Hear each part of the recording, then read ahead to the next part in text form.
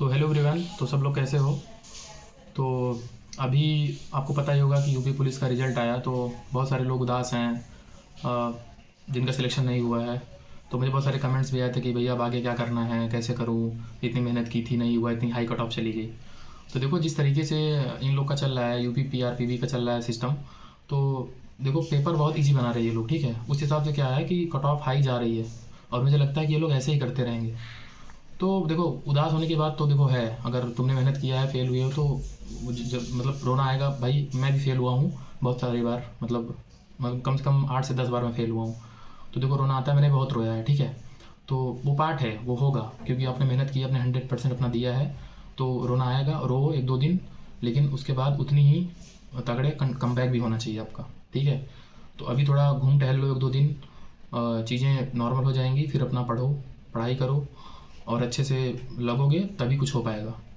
दुख मनाने का टाइम देखो नहीं है भाई, इतना कंपटीशन है कि अगर आप दुखी मनाते रह जाएंगे तो फिर वहीं फंस जाएंगे। 1-2 दिन ठीक है, टहलो, घूमो, अपना वो करो, बट अब क्या ही होगा। आगे वैकेंसी आ रही है यूपी पुलिस की, एसआई की भी आ रही है, जो कि मतलब बोला है, योगी जी ने बोला है वैकेंसी आ रही है, आगे हो सकता है 3-4 महीने में आ जाए।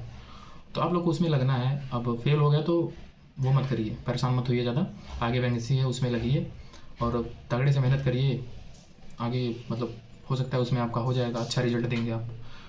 अभी ये टाइम है एनालाइज करने के कि हाँ भाई कहाँ गलतियाँ हो गई, ठीक है। मैंने हिंदी मेरा वीक है, रीजनिंग वीक है, जीएस वीक है, या फिर और कहीं प्रॉब्लम है, तो उसको अभी मतलब सही करने का टाइम है। उसको सही करिए और वापस से लगिए और मेहनत करिए। देखो एक मतलब सफलता एक बार में नहीं मिलती, वो बहुत मतलब लकी लोग होते हैं जिनको मिल जाती है, लेकिन फिर उस सफलता का कोई वैल्यू नहीं रहती है। सफलता की वैल्यू तभी है जब आप असफल हो के उस सफलता का हो, वो खुशी अलग होती है, ठीक है।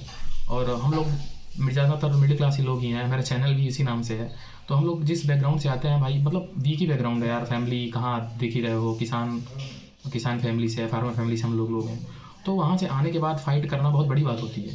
तो मतलब लगना पड़ेगा, अच्छे से मेहनत करना पड़ेगा और होगा, ठीक है। तो अभी टाइम यही है कि आप जो प्रॉब्लम्स हैं उनको एनालाइज़ करिए कि मैं किस वजह से फेल हो गया, कहाँ मुझे प्रॉब्लम्स आई, उसको एनालाइज़ करके अपना आगे लगिए। और कमेंट में मुझे बताइए, अगर कोई दिक्कत हो, मैं हेल्प कर सकूँ तो ज़रूर करूँगा। बाकी जिनका हो गया उनके लिए बहुत बहुत बधाई। अपना आगे का देखिए, फिजिकल वगैरह की तैयारी करिए। अगर फिजिकल में कोई हेल्प चाहिए तो मैं बता सकता हूँ। मैं सीपीयू की 2 बार फिजिकल क्वालिफाई किया हूँ और मैं यूपी पुलिस का तो मैं रनिंग नहीं निकाल पाया था, बट एसआई का निकाला। और यूपी पुलिस की रनिंग क्यों नहीं निकाल पाया था, उसके पीछे जो रीज़न था वो भी मैं बताऊँगा आपको, क्योंकि मैंने उसमें 10-15 दिन ही प्रैक्टिस करी थी। तो वो सारे रीजन्स हैं। बाकी सबसे बड़ी संवेदना तो उनके साथ है जो फेल हो गए हैं। और मैं क्या ही बोलूँ उनको भाई। देखो मैं खुद उस फेज़ से गुजरा हूँ। उस फेज़ में सबकी बातें बहुत ख़राब लगती हैं। कोई आपको कुछ भी बोलेगा तो आपको ख़राब ही लगेगा, अरे यार ये क्या ही बोल रहा है, ऐसा नहीं होता, ये नहीं होना चाहिए। तो वो होगा आपको, बट उसे ओवरकम करके आपको आगे के लिए अपना करना है और एकदम स्ट्रांग वाला कमबैक करना है। और बात यह है ना कि कभी भी अपना कंपैरिजन दूसरे से मत करो, ठीक है। क्योंकि सबका बैकग्राउंड अलग होता है, सबके मतलब आईक्यू अलग है, सबकी सारी चीज़ें अलग हैं, मतलब बहुत सारी चीज़ें होती हैं। तो कंपैरिजन करने का मतलब नहीं है। आपकी लाइब्रेरी में बहुत सारे लोग होंगे, इनका सिलेक्शन हुआ होगा, कुछ लोग का नहीं हुआ होगा। मेरे लाइब्रेरी में भी थे बहुत सारे अच्छे लड़के थे यार, मतलब मैं नाम तो क्या ही लूँ। बहुत सारे अच्छे लड़के थे, मेहनती थे, बहुत मेहनत उन्होंने। मैं ऐसे लड़कों को जानता हूँ, सुबह 7 से लेकर शाम को 9-9 बजे रात, 10-10 बजे रात तक लाइब्रेरी में गुजारे, बट नहीं हुआ उनका सिलेक्शन। रो रहे थे, मतलब समझाया उनको क्या भाई देखो दुख होता है, जेन्युइन सी बात है भाई। अगर तुमने किसी चीज़ के लिए मेहनत की है तो दुख होगा। तो ठीक है, उसको मैनेज करो, हैंडल करो, थोड़ा फैमिली सपोर्ट लो, दोस्त सपोर्ट लो। पर एक नौकरी बहुत बड़ी चीज़ नहीं होती, डिसाइड नहीं करता भाई। मैं देखो ये तभी बोला जा सकता है जब आदमी सिलेक्ट हो जाता है। मैं सिलेक्ट हूँ इसलिए मैं बोल रहा हूँ आपको। एक टाइम पे मुझे भी लगता था कि यार लाइफ बेकार है, कैसे हो पाएगा। तो फेल होंगे तभी सक्सेस होंगे, तो फेलियर वो न्यू है। बाकी मैं सोचा था कि अभी जैसे कि मैंने एक अभी आप लोगों ने देखा होगा कि मैंने स्ट्रेटेजी की वीडियो बनाई थी कंप्लीट। तो वो क्या है कि मैंने उसमें जनरली बहुत ज़्यादा मैंने कुछ उस पर वर्क नहीं किया और ऐसे ला के बना दिया जो मेरे माइंड में था। तो आप लोग को थोड़ा सा समझ में कम आया हो, तो मैं सोच रहा हूँ कि एक इंडिविजुअल हर सब्जेक्ट की वीडियो लाऊंगा, जैसे रीजनिंग के अलग से, जीएस और मैथ, और हिंदी के अलग से।